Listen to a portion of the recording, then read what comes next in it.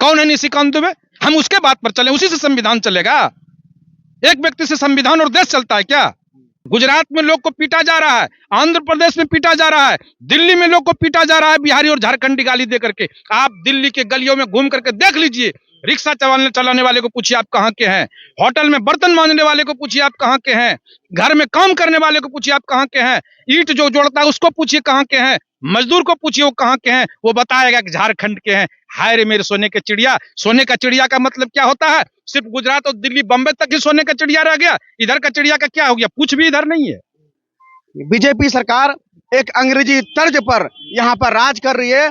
फूट डालो राज करो। जब आप पढ़ाई का बात कीजिएगा तो वो मंदिर मस्जिद का बात करेगा, आप रोजगार का बात कीजिएगा तो इंडिया पाकिस्तान का बात करेगा, आप अगर रोजगार की बात, अगर कोई शिक्षा का बात करता है, कोई स्वास्थ्य का बात करेगा तो उसको पीओके और जम्मू कश्मीर में उजला देगा। ये कहीं न कहीं हम लोग को लड़ाकर आप एक साथ भी किसी भी बीजेपी प्रवक्ता से बात कीजिएगा कि विकास के नाम पर उनको बोलेगा स्टेटमेंट देने के लिए, वो कभी नहीं दे पाएगा। उसके हर लफ्ज पर हिंदू मुस्लिम, हर लफ्ज पर हिंदू मुस्लिम आएगा। यही शब्द है बीजेपी का। जफा का जुल्म का नतीजा हम भी देखेंगे, बिलबिलाने का नतीजा हम भी देखेंगे। तकब्बुर जुल्म की रातें बहुत लंबी नहीं होती, इस हुकूमत का जनाजा हम भी देखेंगे, हम भी देखेंगे। नमस्कार, आप देख रहे हैं एक्सप्रेस न्यूज में आपके साथ आशुतोष आनंद। इस वक्त हम बसंतराय में हैं और कहा जाता है कि भारत जो है गंगा यमुना तहजीब वाला देश है और यहाँ पर आपको सभी तरीके का समीकरण दिख जाएगा। तो यहाँ आप देख सकते हैं अल्पसंख्यक से यहाँ पर लोग हैं, तो यहाँ पर जो है हिंदू समाज के लोग हैं और तमाम समाज के लोग यहाँ पर मौजूद हैं। और आगामी लोकसभा चुनाव में जनता क्या कुछ बसंतराय की राय रखती है वो हम जानने का प्रयास करेंगे। क्या इस बार लोकसभा चुनाव में इंडिया महागठबंधन भारी होगी या फिर एनडीए या फिर इंडिया? क्या इस बार क्या कुछ होने वाला है? इंडिया भारत देश का नाम है हम लोगों का। हाँ। बचपन से बोल रहे हैं आई लव इंडिया। इंडिया सबसे भारी है। सबसे पहले निशिकांत दुबे तो कह रहे हैं यहाँ पर भारी है इंडिया, तो दो बीजेपी को घाट का चीज है। लेकिन कह रहा है कि निशिकांत दुबे की विकास का गंगा बहा है चारों तरफ से। क्या होगा विकास का गंगा में? आप लोग बहा तो नहीं ना जाइएगा? कहाँ कहाँ डूब गए आप उस विकास में? कहीं डूबे क्या है? तो अभी तक तो डूबे नहीं है। बहा दिए तो डूबना चाहिए उसमें। हाँ। आपको डूबना चाहिए था उसमें। हाँ। आप डूबे कहीं क्या? नहीं, अभी तक तो नहीं डूबे। क्या आपका क्या ख्याल रखते हैं इस बार क्या होगा? इस बार तो पता चलिए जाएगा। बाकी विकास की बात आपने कही है वो तो साफ दिख रहा है, आपको आने में भी दिखा होगा। और हम लोग डूबने के लिए तैयार हैं और डूब के समझिए कि ऐसा ना डूब जाए कि बस पार हो जाए ऊपर। बस पार हो जाए ऊपर। क्या कहिएगा? बच्चू झा जी हैं, देखिए इधर अल्पसंख्यक है, इधर झा जी हैं। झा जी क्या कीजिएगा इस बार? निशिकांत दुबे जी तो कह रहे हैं कि इस बार 400 पर। इंडिया का जो पहचान है, यहाँ सभी धर्म के लोग रहते हैं और मिलजुल के भाईचारा का जो संदेश आज आप देख रहे हैं यहाँ पर सभी धर्म के लोग यहाँ पर एक मंच पर बैठे हैं। ये कहीं ना कहीं एक संदेश जा रहा है जो बीजेपी शासन जो है फूट डालो राज करो, और जो राज कर रहे हैं यहाँ पर हमारे माननीय सांसद निशिकांत दुबे जी कहते हैं कि गरीबों का योजना हम लाए हैं। आप देखिए कि रेल लाए हैं, हम सफर ट्रेन है, हम सफर को सर्च कीजिए गूगल में, वो अडानी का ट्रेन है। उसमें आम आदमी जो गरीब आदमी है उसमें सफर नहीं कर सकेगा क्योंकि 1900 रुपए का रेट है। आज भी लोग गोड्डा के लोग अब भागलपुर जाते हैं, विक्रमशिला ट्रेन पकड़ते हैं और जाके दिल्ली जाते हैं। क्या कहाँ से लगता है गरीबों के लिए ये योजना है? ये योजना ही है अडानी को विकास दिलाने के लिए। ये अडानी है, ये सरकार जो चल रही है ये गुजरात की सरकार है और गुजरात जो है वो पैसे वाले की सरकार है, पूंजीपतियों की सरकार है, गरीबों का कहीं नहीं है। आप जो आए होंगे बसंतराय क्षेत्र आए होंगे, आपको रोड मिला होगा उससे। आप तमाम लोगों से पूछिए, किसी भी पंचायत में, किसी भी लोकसभा क्षेत्र में आप पता कीजिए कि सांसद प्रतिनिधि से एक भी रोड, एक भी नाला, एक भी चापाकल, एक भी कुआं, एक भी तालाब का निर्माण नहीं हुआ होगा और सिर्फ गोड्डा में हुआ होगा। अडानी को विकास दिलाने के लिए, अडानी को जमीन दिलाने के लिए सारा हथकंडा अपनाया उन्होंने। और यहाँ पर एक शब्द यही कह सकते हैं, बीजेपी सरकार एक अंग्रेजी तर्ज पर यहाँ पर राज कर रही है। फूट डालो राज करो। जब आप पढ़ाई का बात कीजिएगा तो वो मंदिर मस्जिद का बात करेगा, आप रोजगार का बात कीजिएगा तो इंडिया पाकिस्तान का बात करेगा, आप अगर रोजगार की बात, अगर कोई शिक्षा का बात करता है, कोई स्वास्थ्य का बात करेगा तो उसको पीओके और जम्मू कश्मीर में उजला देगा। ये कहीं न कहीं हम लोग को लड़ाकर आप एक साथ भी किसी भी बीजेपी प्रवक्ता से बात कीजिएगा कि विकास के नाम पर अब उनको बोलेगा स्टेटमेंट देने के लिए, वो कभी नहीं दे पाएगा। उसके हर लफ्ज पर हिंदू मुस्लिम, हर लफ्ज पर हिंदू मुस्लिम आएगा। यही शब्द है बीजेपी का। चंदा लेगा वो गौ मत वाला।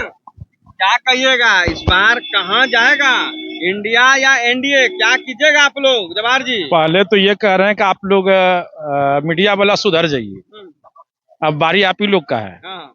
ठीक है, हम पूछते हैं आपसे, हम दो चुनने के लिए आपको कहेंगे कि जिला टॉप चुनिएगा कि एक्सप्रेस न्यूज चुनिएगा, तो कौन कहिएगा? इसी में से दोनों कहिएगा। आप लोग ऑप्शन काहे दूर देते हैं? काहे आप लोग नहीं देखते, नहीं जानते हैं कि तीसरा भी ऑप्शन है देश में कि नहीं है? जब तीसरा ऑप्शन है तो फिर उसका आप क्यों नहीं ऑप्शन में देते हैं? क्वेश्चन ही गलत करते हैं आप लोग का क्वेश्चन ही गलत है। फिर भी आपको बताते हैं, चलिए ठीक है आप लोग, लेकिन इसको सुधार लीजिए, ज्यादा अच्छा रहेगा।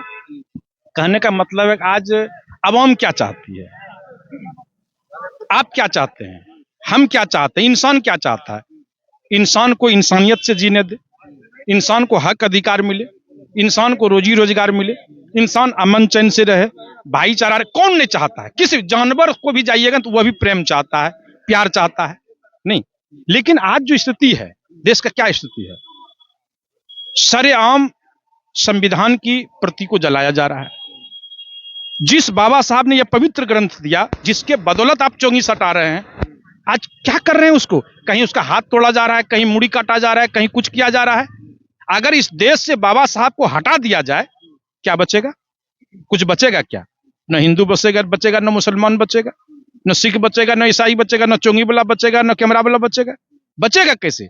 आज चिंता करना है कि हमारा यह देश कैसे बचे, यहाँ के लोग कैसे। क्या कहने का मतलब देश खतरे में है? नहीं खतरे में है। कैसे खतरे में? आपको नहीं लग रहा है? आप ही बताइए, हमको तो नहीं लग रहा है। कल देखिए मीडिया को कितना रपेटा है, तो आपको नहीं लग रहा खतरे है?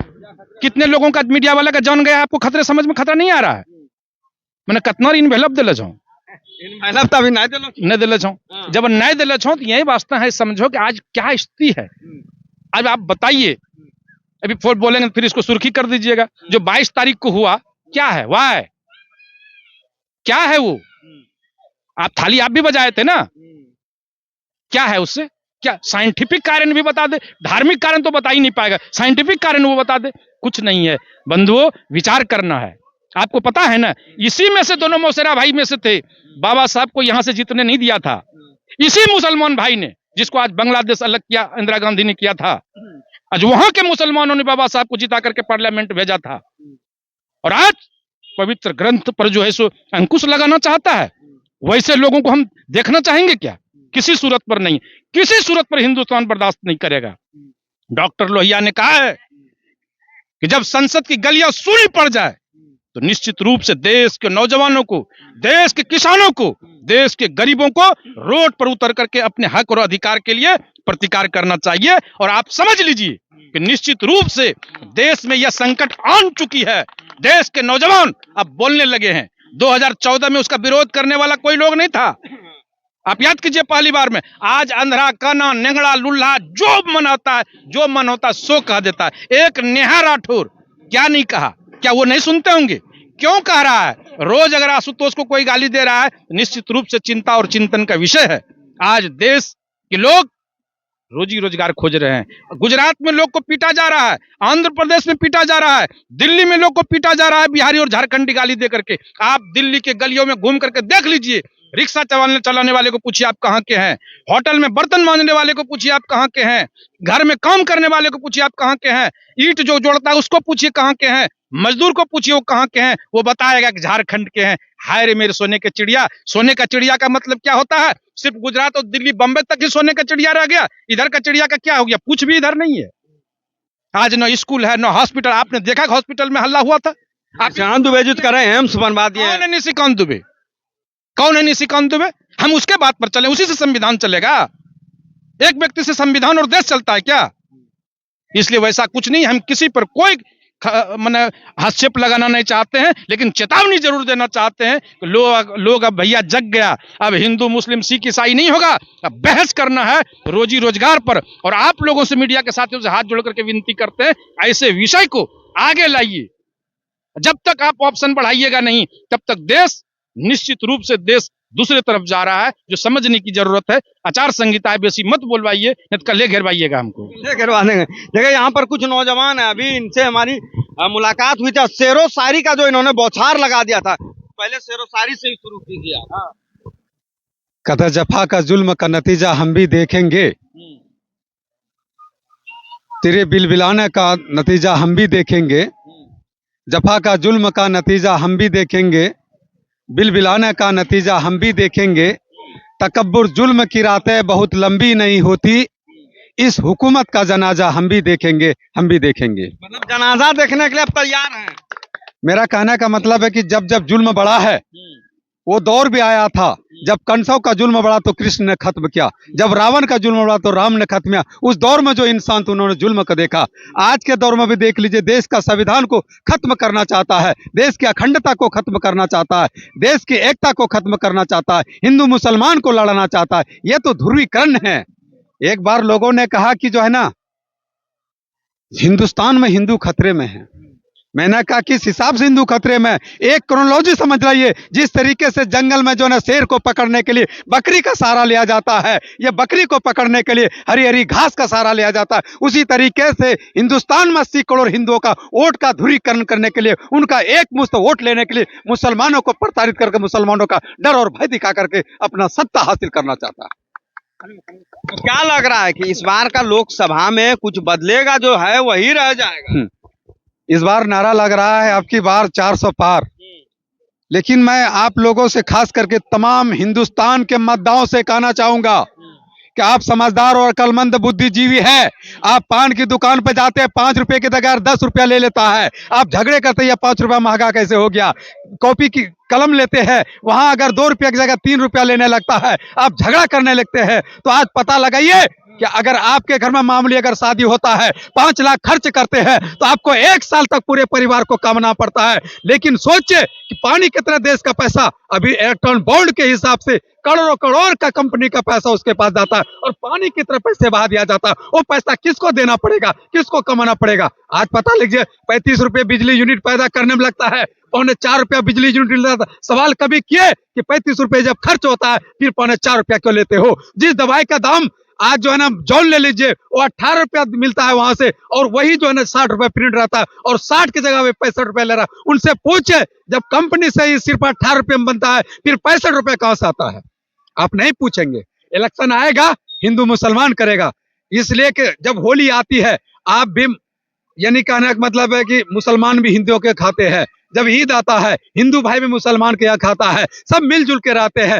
फिर इलेक्शन के वक्त आता है, क्यों वोट का ध्रुवीकरण होता है? क्योंकि 5 साल में आपको मौका मिलता है, 5 साल में मिलता है कि अपने समाज को कैसे महफूज करे, 5 साल में मिलता है महंगाई को कैसे कम करे, 5 साल में मौका मिलता है ये जो यानी अत्याचार हो रहा है इसको कैसे कंट्रोल करें। अगर वो वक्त आता है, आप कहीं ना कहीं अगर दूसरे में फिर जातिवाद में बढ़ जाते हैं, यही चीज का तो फायदा लेता है। मतलब कहा जाए तो जातिवाद का फायदा जो है वो एनडीए महागठबंधन ले रही है। एकदम बिल्कुल सही। क्या कह रहे थे, जातिवाद बहुत कुछ मायने रख रहा है एनडीए महागठबंधन के लिए। देखिए, ये तो आपको पता है ना कि अंग्रेजों के तर्ज पे चल रहा है कि वोट डालो राज करो। वो अंग्रेज के पूरे कॉपी है। जिस तरह अंग्रेज हमारे देश पे राज किया, उसी तरह वो उसी कॉपी को अपना रहे हैं। आज एक सवाल उठता है, लोकतंत्र में खतरे में है, इसको बचाइए। लोकतंत्र खतरे में, क्या लग रहा है सरकार को? देखिए, हम लोग के पास तो देखा जाए तो इनको वोट करने के लिए कोई मुद्दा ही नहीं रहा है, क्योंकि इन्होंने आज तक जब भी ये सत्ता में रहे हैं, आज तक ये बच्चा भी लोग इनको देख नहीं पाए हैं कि कौन है मेरे निशिकांत दुबे या कौन मेरे सांसद है। लेकिन वो तो कहते हैं कि विकास जो है घर घर तक पहुंचा है, विकास की गंगा बही है। बिल्कुल पहुंचा है, उनके घर तक पहुंचा होगा ना विकास। हम लोग के पास तो नहीं पहुंचा अभी तक। हम लोग अभी भी कच्ची नाली कच्ची सड़क में चल रहे हैं। हम लोग का घर का पानी भी निकलने के लिए हमको सोचना पड़ता है, खुद कुदाल लेके आना पड़ता है, क्योंकि सरकार ने क्या काम किया? अपने यहाँ पे सांसद ने कुछ भी नहीं किया है। शिक्षा को लेकर, बेरोजगारी को लेकर, तमाम स्वास्थ्य केंद्र को देख लीजिए आप। आज वहाँ स्वास्थ्य केंद्र में गाय बैल बकरियां सब जोड़ा जाता है। क्यों? क्योंकि वहाँ पे देख रेख करने वाला कोई नहीं अभी तक। और उसको हम किस बेस पे वोट देंगे इस बार? और जो वो दावा करते हैं कि 400 के पार, इस बार तो उनका बिल्कुल उल्टा गिनती शुरू हो चुका है। और देखिएगा कि यहाँ से चाहे कोई भी रहे, कोई भी कांग्रेस पार्टी की तरफ से रहे, इंशाल्लाह वो जीत के जाएगी इस बार, और निशिकांत दुबे का यही से हार है। तो देखिए इस बार जो है कांग्रेस पार्टी का जो है जैसे कि यहाँ के युवा बता रहे हैं कि दबदबा रहेगा और इस बार जो है निशिकांत दुबे 400 पार जो है उनका बेकार हो जाएगा। तो बाकी आने वाला चुनाव में देखने वाली बात होगी कि 400 पार बेकार होता है या साकार होता है। तो बाकी बने रहे हमारे साथ, ऐसे ही तमाम खबरों के लिए देखते रहे एक्सप्रेस न्यूज।